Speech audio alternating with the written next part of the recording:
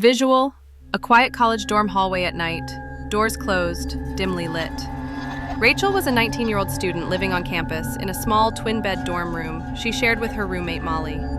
It was mid-November, finals were creeping closer. The air was cold, the nights were darker than usual, and the dorm had this weird silence after 11 p.m. That night, Molly went out to study with her boyfriend across campus. Rachel stayed back to finish a paper. Visual, Rachel typing alone at her desk, one lamp on. Outside, wind rattles the window slightly. Around 1:23 a.m., Rachel heard something. Tap. Then again, tap, tap, coming from inside the room like fingernails on the desk behind her. Rachel turns slowly but sees nothing. She nervously smiles and shakes her head. She thought it might be stress, sleep deprivation. She laughed it off, but then she felt it, that unmistakable feeling, like someone was watching her from behind. Rachel stood, turned off her desk lamp, and crawled into bed. She texted Molly, "Don't forget your keys, I'm sleeping, doors unlocked." Then turned off her phone.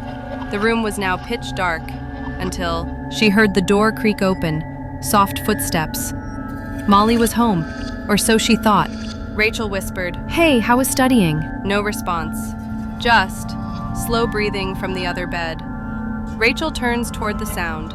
Darkness, no motion, just breathing. Still, she assumed Molly was just tired, so she turned over and drifted off. But at 3:07 a.m., then she heard from the same tone on politics that at 7%. She woke up to a strange sound.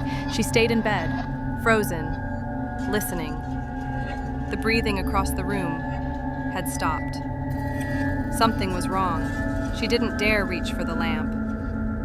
Then, clear as day, a voice whispered from the darkness, "Don't turn on the light." Rachel's blood went cold. That wasn't Molly's voice.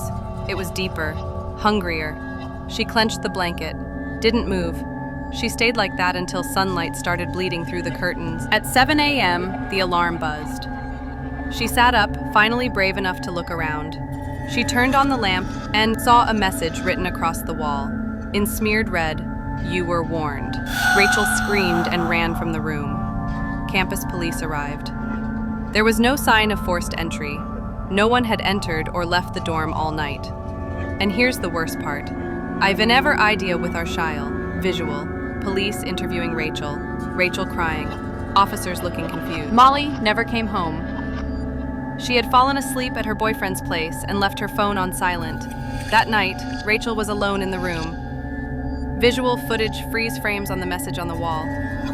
Narrator. Whoever or whatever whispered to her wasn't her roommate.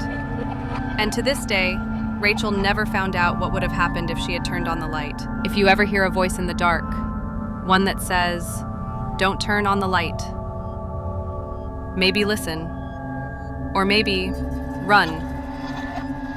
Because some things are never meant to be seen.